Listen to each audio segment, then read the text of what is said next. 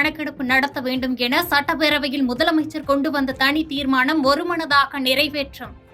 கல்வி, பொருளாதாரம், வேலைவாய்ப்பு உள்ளிட்டவைகளில் அனைவரும் சம வாய்ப்பு கிடைப்பதை அரசு உறுதி செய்யும் என சட்டப்பேரவையில் முதலமைச்சர் பேச்சு. சாதிவாரி கணக்கெடுப்பு குறித்து சட்டமன்றத்தில் தமிழ்நாடு அரசு கொண்டு வந்த தனி தீர்மானத்திற்கு பாஜக ஆதரவு. மாநில அரசு எந்த குளறுபடியுமின்றி சாதிவாரி கணக்கெடுப்பை நடத்த வேண்டும் என பாஜக சட்டமன்ற குழு தலைவர் நயினார் நாகேந்திரன் பேச்சு.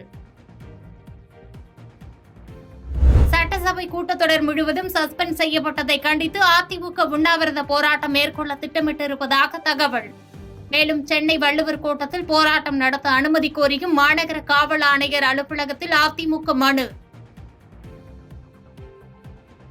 நீங்கள் வழிநடத்திய முந்தைய மக்களவையின் சாதனைகளால் நாடு பெருமை கொள்ளும் என சபாநாயகர் ஓம் பிர்லாவுக்கு பிரதமர் மோடி புகழாரம். சபாநாயகர் ஓம் பிர்லா தனது அனுபவத்தால் அடுத்த 5 ஆண்டிற்கு உறுப்பினர்களை வழிநடத்துவார் எனவும் நாடாளுமன்றத்தில் பிரதமர் பேச்சு. எதிர்க்கட்சி உறுப்பினர்களை பேச அனுமதிப்பதன் மூலமாக உங்களின் கடமையை சிறப்பாக செய்வீர்கள் என நம்புவதாக நாடாளுமன்ற எதிர்க்கட்சித் தலைவர் ராகுல் காந்தி பேச்சு.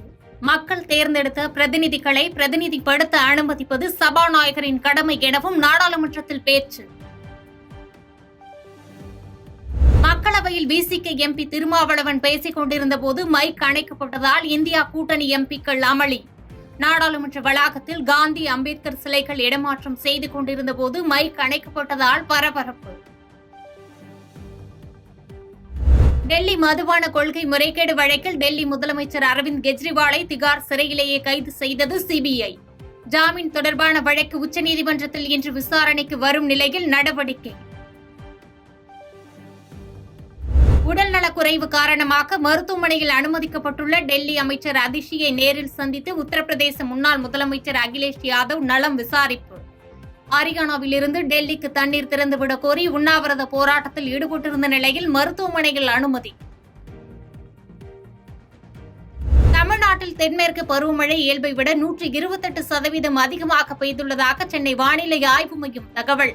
இயல்பு நிலை 45.2 மில்லிமீட்டராக இருக்கும் நிலையில் தற்போது வரை 102.9 மில்லிமீட்டர் மழை பெய்திருப்பதாக தகவல். கோவை, நீலகிரி உள்ளிட்ட மாவட்டங்களுக்கு மிக கனமழைக்கான ஆரஞ்ச் அலர்ட். திருப்பூர், திண்டுக்கல், தேனி, தென்காசி, நெல்லை, கன்னியாகுமரி உள்ளிட்ட மாவட்டங்களில் இன்று கனமழை பெய்யும் எனவும் சென்னை வானிலை ஆய்வு மையம் தகவல். மக்களவை சபாநாயகராக ஓம் பிர்லா மீண்டும் தேர்வு. பிரதமர் மோடியும் எதிர்க்கட்சித் தலைவர் ராகுல் காந்தியும் ஓம் பிர்லாவை சபாநாயகர் இருக்கையில் அமர வைத்து வாழ்த்து. சாதி மறுப்பு திருமணம் தொடர்பான குற்றவியல் வழக்குகளை விரைந்து நடத்திட அரசு தரப்பில் சிறப்பு குற்றவியல் வழக்கறிஞர்கள் நியமிக்கப்படுவார்கள் என முதலமைச்சர் மு.க.ஸ்டாலின் அறிவிப்பு. இந்த வழக்குகளின் விசாரணை அலுவலராக காவல் ஆய்வாளர் நியமிக்கப்படுவார் எனவும் சட்டப்பேரவையில் அறிவிப்பு. நடப்பு கூட்டத்தொடர் முழுவதும் அதிமுக உறுப்பினர்கள் சஸ்பெண்ட். அமளியில் ஈடுபட்டதற்காக நேற்று ஒருநாள் சஸ்பெண்ட் செய்யப்பட்ட நிலையில் இன்று அமளியில் ஈடுபட்டதால் சபாநாயகர் உத்தரவு. சட்டசபையில் அதிமுக உறுப்பினர்களை பேச சபாநாயகர் அனுமதிக்கவில்லை.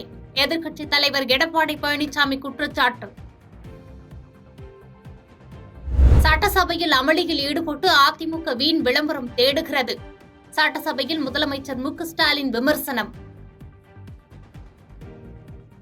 கள்ளக்குறிச்சி வழக்கில் அறிக்கை தாக்கல் செய்ய ஜூலை 3ஆம் தேதி வரை உயர்நீதிமன்றத்திடம் அவகாசம் கோரியது தமிழ்நாடு அரசு. அரசு தரப்பு முறையீட்டை ஏற்று அவகாசம் வழங்கி உத்தரவிட்டது சென்னை உயர்நீதிமன்றம். மக்களவை எதிர்க்கட்சித் தலைவராக தேர்ந்தெடுக்கப்பட்டுள்ள ராகுல் காந்திக்கு தமிழக வெற்றிக் கழக தலைவர் விஜய் வாழ்த்து. நாட்டு மக்களுக்கு சிறந்த சேவையாற்றிட எனது மனப்பூர்வமான வாழ்த்துக்கள் என எக்ஸ் வலைதளத்தில் பதிவு.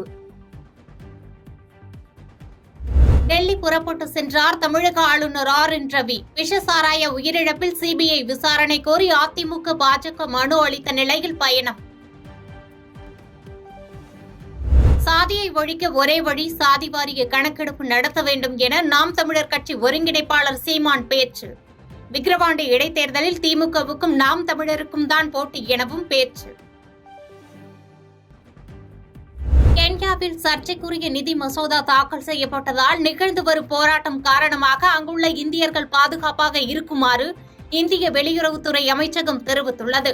போராட்ட நிலை சீராகும் வரை வன்முறை நிகழும் பகுதிகளுக்கு செல்ல வேண்டாம் எனவும் அறிவுறுத்தல்.